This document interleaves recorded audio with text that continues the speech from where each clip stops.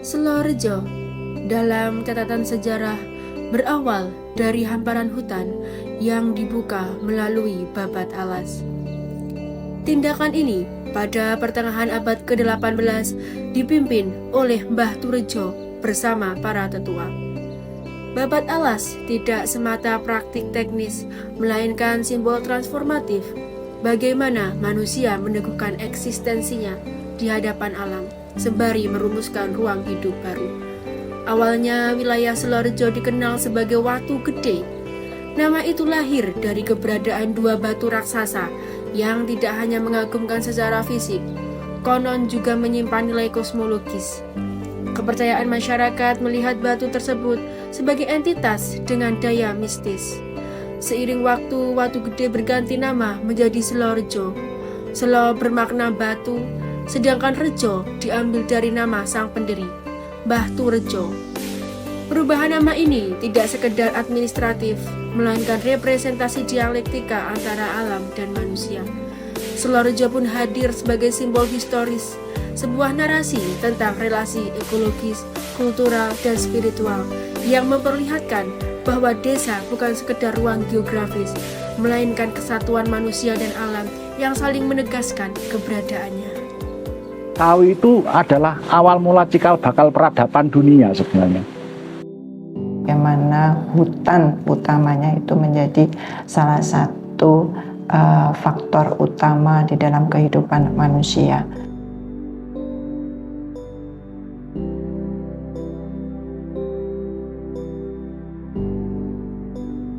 Jogowono dan juga Wong Ireng yang sesungguhnya di dalamnya itu punya nilai-nilai simbolis untuk bisa melihat sebagai kearifan lokal di dalam menjaga kelestarian alam. Alam dilihat sebagai ibu, ritu sebagai arah, dan juga larangan sebagai penuntun. Tentang Kawi ini sebenarnya banyak sumber, Mbak. Jadi yang kita ketahui misalkan dari lontar Tatwa Gama 3. Tatwa Gama 3 itu sebenarnya ditulis oleh Raja Bedahulu di era abad ke-9. Malah orang Bali yang menulis tentang Kawi itu. Abad ke-9 namanya lontar Tatwa Gama 3. Itu menceritakan bahwa Kawi itu adalah awal mula cikal bakal peradaban dunia sebenarnya.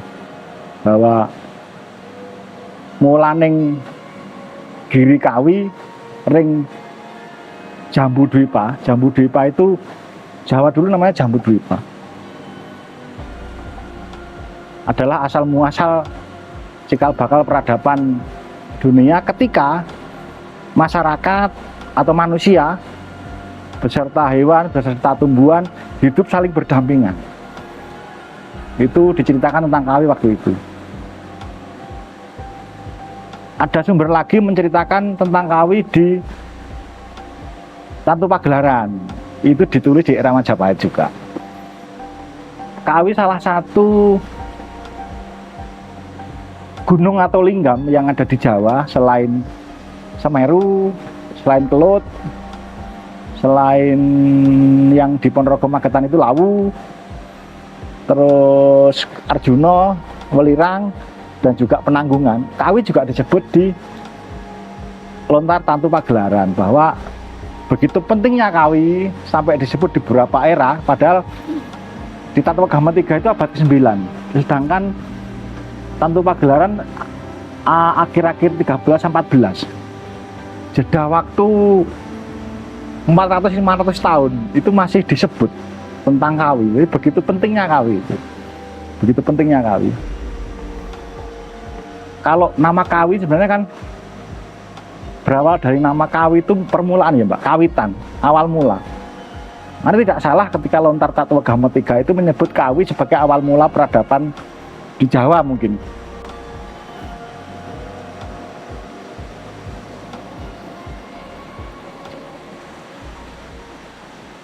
Di Kawi beberapa bagian penting itu adalah tempat-tempat sakral, sebenarnya kayak di ini Gunung Buta. Terus ada Pitrang. Pitrang itu dari kata Pitra. Pitra itu pitara atau tempat bersemayamnya arwah-arwah leluhur. Namanya Pitra. sekarang kalau orang di luar Malang mengenal Kawi itu orang mencari pesugihan gitu ya. Kalau pesugihan Gunung Kawi. Nah, ini sebenarnya ada distorsi, ada sesuatu yang hilang di situ sebenarnya. Sudah dipotong. Itu bagian dari konsep penghormatan leluhur yang disebut di Jawa kuno itu Palemaan Ring Hayu. Artinya Palemaan Ring Hayu itu ketika orang memuja leluhur, menghormati leluhur, itu disebut Palemaan Ring Hayu. Palemaan Ring Hayu itu kemakmuran artinya. Dalam penelitian ini, kami menggunakan pendekatan kualitatif deskriptif untuk menggali pemahaman mendalam tentang kehidupan masyarakat adat di Selorojo.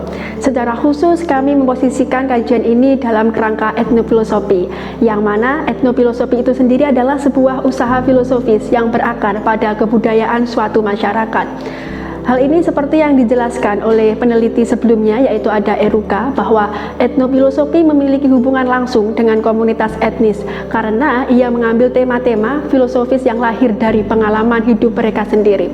Banyak sekali bagian-bagian dari Kawi yang begitu dianggap penting oleh para leluhur pendahulu dulu, sehingga dari masa ke masa, dari beberapa wilayah, itu banyak tata cara masyarakat di lereng Kawi turun-temurun untuk menjaga wilayah ini.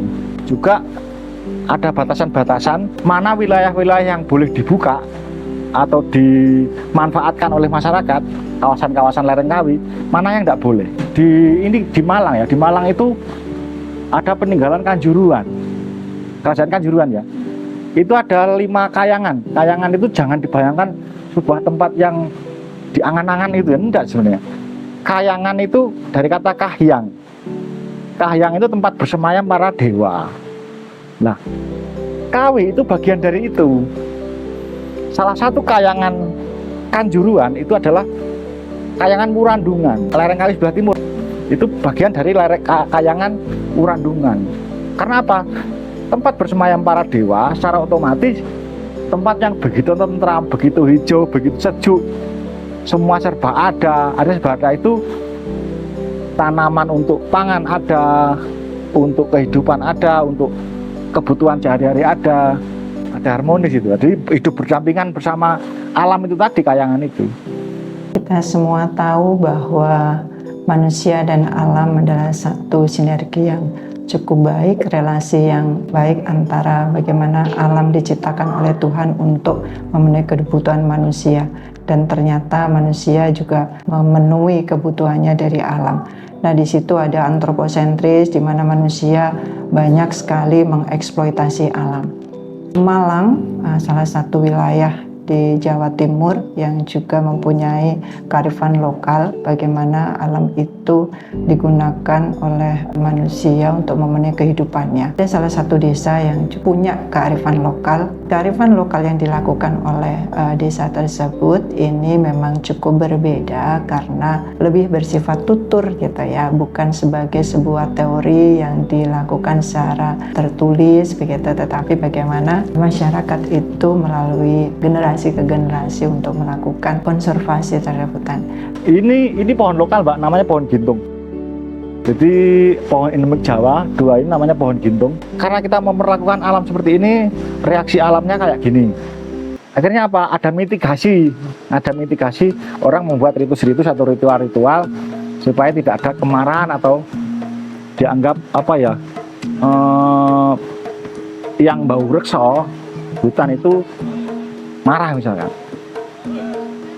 Akhirnya ada ritus buat sesajen atau apa itu. Itu sebenarnya bagian dari buffer ya, misalnya buffer itu perlindungan secara lokal, buffer lokal. Misalkan kalau sini untuk menjaga itu ada, karena itu juga bagian dari kawasan mata air setiap bulan. Misalkan kalau sini bulan Suro itu menyelamati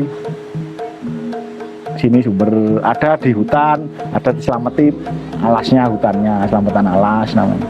Wong Ireng itu bagian dari kesenian masyarakat Gumuk. Wong Gumuk yang punya itu simbol dari apa istilahnya, perwujudan para penghuni hutan itu, Pak. Ireng-ireng hutan. Ketika kawasan hutan itu mulai rusak, mereka akan muncul gitu. Paling tidak ada beberapa nilai simbolis yang ada ya yang bisa kita temukan di dalam Jogowono itu.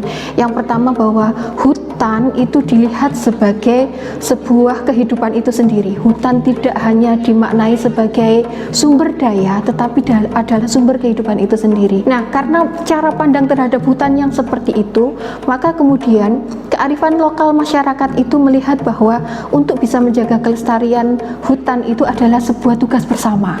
Nah, maka muncullah nilai kebersamaan gotong royong di dalam mewujudkan kelestarian hutan ini. Belum menanam misalkan, yang ada dulu dijaga, sumber mata airnya dijaga dulu, karena itu yang sudah ada. Ya, periode mungkin bulan Suro, atau ada momen lain misalkan setiap orang punya hajat, misalkan karena orang punya hajat itu kebutuhan airnya lebih, akhirnya melakukan selamatan dulu di kemudian sekitar hutan. Orang itu hidupnya bergantung dari hutan, otomatis kan mereka mengelola kawasan hutan itu jadi sumber kehidupan. Oh, ini saya jaga, saya rawat supaya ada hasilnya untuk hidup. Ya, karena perkembangan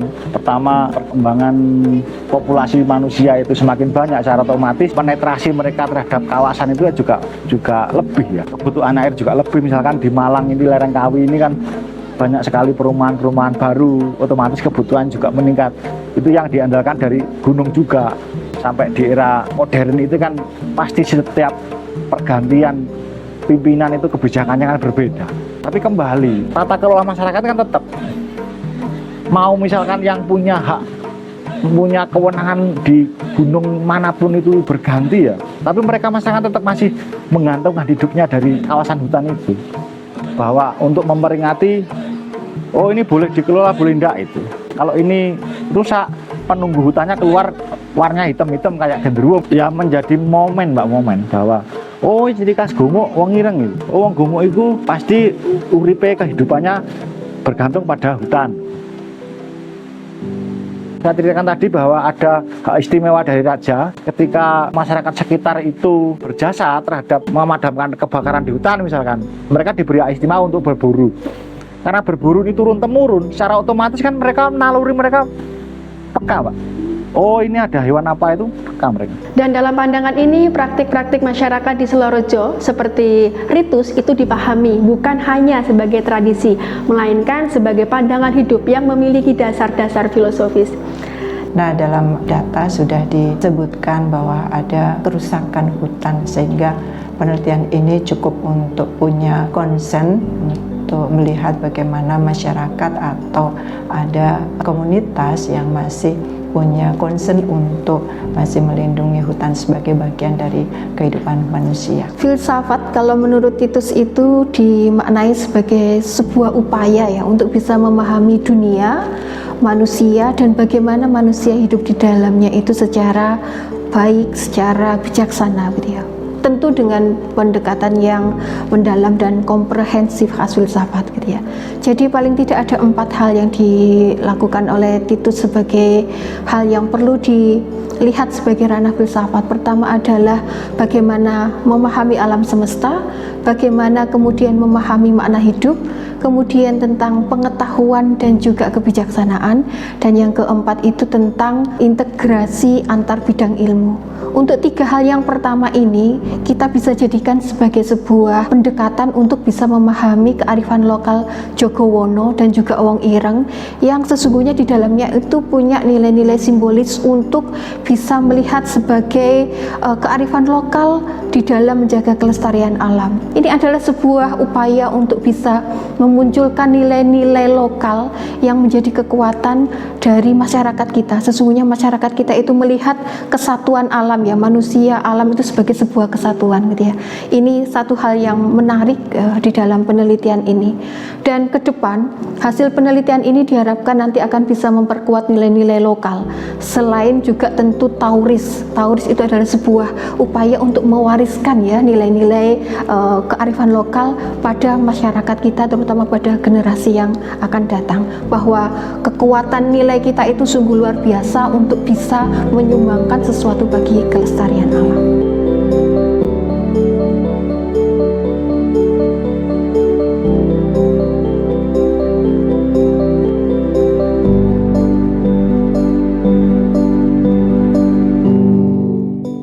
Dan di Selorojo Silorejo, hidup tak hanya berjalan sendiri.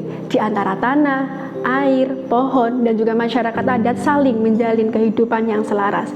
Mereka menanam, merawat, dan juga menjaga bukan sekedar untuk aktivitas harian, tetapi untuk menghormati tatanan yang lebih sakral dan lebih luas atas dasar keberlanjutan.